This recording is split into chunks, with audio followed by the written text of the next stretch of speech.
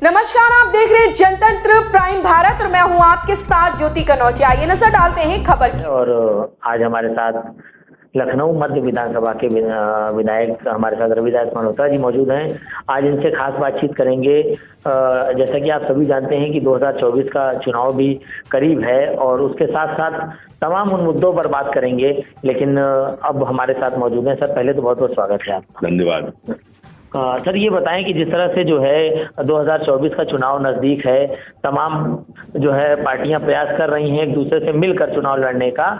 क्या रणनीति रहेगी इस बार समाजवादी पार्टी की इस मुहिम में, क्योंकि आप भी जान रहे हैं कि 2024 का चुनाव एक बहुत महत्वपूर्ण चुनाव है। समाजवादी पार्टी ने 2024 में होने वाले लोकसभा चुनाव की तैयारी के लिए पूरी ताकत के साथ लग गई है। सभी शहर और जिलों में प्रभारी नियुक्त कर दिए गए हैं। मैं लखनऊ लोकसभा चुनाव क्षेत्र का प्रभारी हूं। हम लोग जोनल प्रभारी, सेक्टर प्रभारी, पोलिंग प्रभारी, बूथ प्रभारी, बूथ कमेटी और पन्ना रक्षक जो है बनाने का काम कर रहे हैं। समाजवादी पार्टी ने नारा दिया है कि 80 हराओ, भाजपा हटाओ। हम लोग इस बार उत्तर प्रदेश में भारतीय जनता पार्टी को एक भी सीट जीतने नहीं देंगे।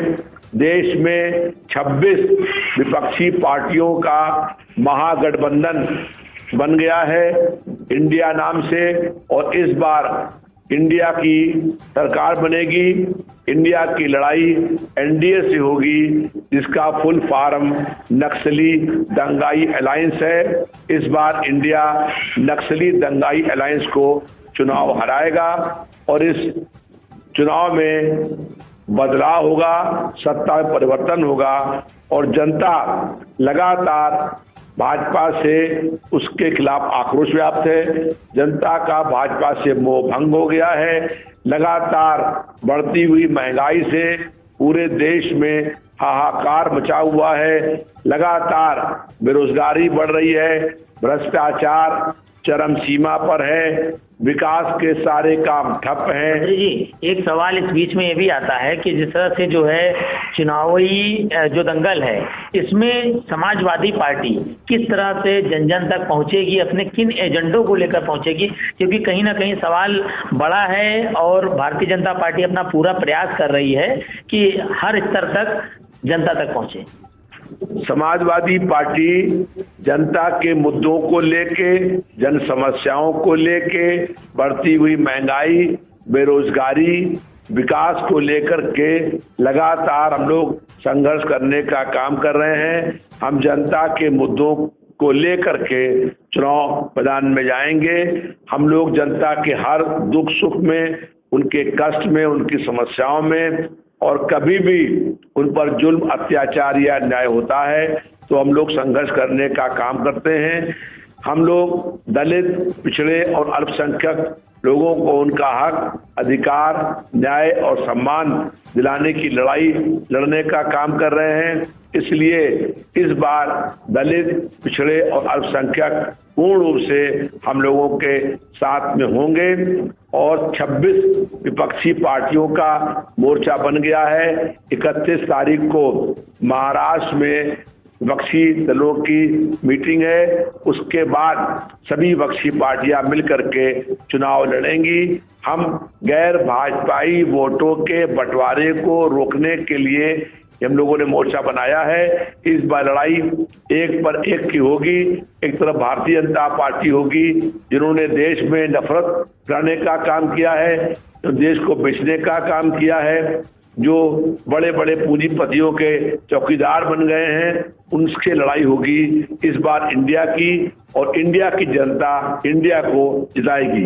एक बड़ा सवाल ये भी आता है कि जिस तरह से जो है भारतीय जनता पार्टी कहती है बेटी बचाओ बेटी पढ़ाओ, तमाम ऐसे नारे हैं जिनको लेकर के, लेकिन अभी हाल ही में देश में कई जगह ऐसे, यहाँ तक कि मणिपुर को आप देख सकते हैं कि इतनी बड़ी घटना हुई, उस पर सभी चुप्पी साधे रहे। भारतीय जनता पार्टी की कथनी और करनी में जमीन आसमान का अंतर है। भारतीय जनता पार्टी की जहाँ सरकारें हैं वहाँ कहीं हमारी बहन और बेटी सुरक्षित नहीं है। मणिपुर में बहुत बड़ी भीड़ जो है उसके सामने 5 महिलाओं को निवस्त करके घुमाया जा रहा था और बाद में उन 5 बहनों के साथ सामूहिक बलात्कार हुआ। एक बहन से जब बलात्कार हो रहा था उसका भाई बचाने के लिए आया तो उसके भाई को गोली मार दी गई और हद तक पार हो गई जब एक ऐसी महिला के साथ बलात्कार हो रहा था जिसका पति कारगिल युद्ध का सैनिक था और उसके सामने उसकी पत्नी से बलात्कार हो रहा था और बाद में उसने ये कहा कि हमने देश की रक्षा करी है लेकिन अपनी पत्नी की रक्षा मैं नहीं कर पाया। इस तरीके से पूरे देश में हमारी बहन और बेटियों के साथ दुराचार हो रहा है। अपराधियों के बलात्कारियों के हौसले बुलंद हैं। जब भारतीय जनता पार्टी की सरकार अपराधियों को बलात्कारियों को बचाने का काम करेगी तो इन घटनाओं में बढ़ना स्वाभाविक है। लखनऊ की एक हमारी बहन थी मधुमिता शुक्ला, उसके साथ अमरमणि ने बलात्कार किया। बलात्कार करने के बाद उसके बच्चा ठहर गया घर में और बाद में उसकी हत्या करा दी। हमने उसके खिलाफ प्रदर्शन किया। हमारे प्रदर्शन के बाद उसकी जो है वो पोस्टमार्टम हुआ और पोस्टमार्टम में ये प्रूफ हो गया कि उसके पेट में बच्चा था और उस बच्चे का टेस्ट कराया गया डीएनए तो वो अमरमणि का बच्चा था। उसके बाद कोर्ट सदन कोर्ट में उसको सजा हुई टिल डेथ जेल की। उसके बाद हाई कोर्ट में भी सजा हुई कि जब तक जिंदा रहेगा तब तक जेल में रहेगा और सुप्रीम कोर्ट ने भी हाई कोर्ट के आदेश का जो है वो सही ठहराया और वही आदेश को फिर से उसने पास कर दिया। सुप्रीम कोर्ट के आदेश के बावजूद भारतीय जनता पार्टी की सरकार ने गवर्नर से कह करके उसको छुड़वा दिया जेल से। जब एक हत्या का आरोपी, एक बलात्कार का आरोपी जो न्यायालय से सजा पाया हुआ है आजीवन कारावास की और टिल डेथ तक, उसको भाजपा छोड़ने का काम करेगी तो बलात्कारियों के हौसले बढ़ जाएंगे। सवाल इसी बीच आता है कि जैसा कि आपने बताया कि ये मामला हुआ, इसके साथ साथ बिल्किस बानो वाला जो मामला था उसमें भी जो आरोपी थे उनको कहीं ना कहीं हार और माला से सम्मानित किया गया जेल से छुड़वाने के बाद। इस पर क्या कहेंगे? देखिए, कहीं पर कोई भी अगर बलात्कारी है और वो जेल जाता है तो उसको जो है उसका न्यायालय में केस चलेगा, न्यायालय सजा करे।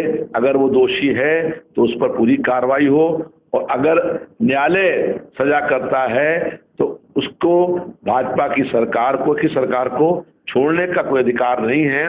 जो लोग न्यायालय से सजा पा चुके हैं वो न्यायालय ही उनको छोड़ सकता है, कोर्ट छोड़ सकता है, लेकिन सरकार को छोड़ने का अधिकार नहीं है। जी, सवाल यहाँ पर है कि न्यायालय ने अगर किसी बिना पर अगर अपराधी को छोड़ा है सबूत के तौर पे, लेकिन ये कहाँ तक सही है कि इस तरह से अपराधियों को हार माला पहनाकर उनका स्वागत किया जाए और उनका मनोबल बढ़ाया जाए? नहीं, ये हमने कहा सही है। हम कह रहे हैं कि कोई भी बलात्कारी है और उसके खिलाफ केस चला है, वो जेल गया है, तो जब तक पूरा केस कोर्ट में चल रहा है तब तक उसको जो है सजा होगी। उसके बाद जब कोर्ट उसको छोड़ेगा तो वो प्रोसेस अलग है। न्यायालय ने सजा करी है और न्यायालय उसमें क्या कार्रवाई करता है उसका इंतजार कराइए। लेकिन यहाँ पर अमरमणि को सेशन कोर्ट से, हाई कोर्ट से, सुप्रीम कोर्ट से सजा बरकरार रही। उसके बाद भारतीय जनता पार्टी की सरकार ने उसको छोड़ दिया। दोनों केसों में अंतर ये है कि वो न्यायालय से सजा होने के बाद वापस छोड़ा है और वो जो है न्यायालय ने छोड़ा है। लेकिन उसमें भी कोई उनके परिवार के लोग स्वागत किया होगा, कोई हम लोगों ने, जनता ने कोई स्वागत नहीं किया। हाँ, एक आखिरी सवाल ये आता है कि जिस तरह से अभी देश के गौरव की बात आई तो चंद्रयान-3 जो है अपनी सफलतापूर्वक लैंडिंग के साथ पूरे देश का गौरव बढ़ा, इस पर क्या कहेंगे? इसरो के जो वैज्ञानिक थे उन्होंने बहुत अथक प्रयास किया और चंद्रयान-3 की चंद्रमा पर सफल लैंडिंग हुई। इसके लिए इसरो के सभी वैज्ञानिक बहुत बहुत बधाई के पात्र हैं जिन्होंने चंद्रमा पर तिरंगा लहराने का काम किया। पूरे देश को गर्व है। देश के उन जो वैज्ञानिक है उनके ऊपर हम लोगों को गर्व है, जिनके अथक प्रयास से चंद्रमा पर तिरंगा लहराया गया है। क्या मानते हैं कि इसमें सरकार का कोई अहम योगदान रहा, क्योंकि बताते हैं डबल इंजन की सरकार है, तो उनके सहयोग से इस तरह से जो है देश आगे बढ़ रहा है? इसमें सरकार का कोई योगदान नहीं है। देश के जो हमारे साइंटिस्ट हैं उन लोगों ने पहले प्रयास किया, चंद्रयान बन गया, वो असफल हो गया।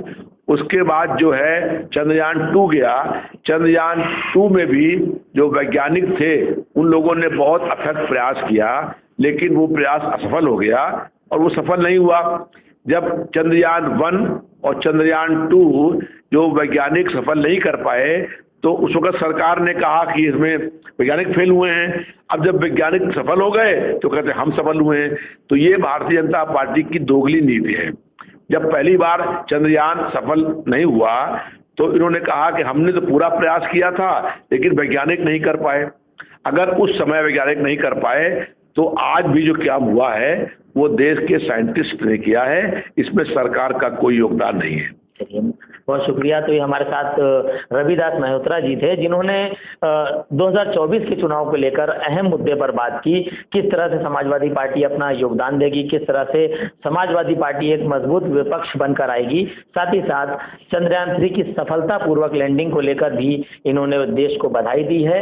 लखनऊ से कैमरा पर्सन मनोज कुमार के साथ आलम, जे प्राइम भारत।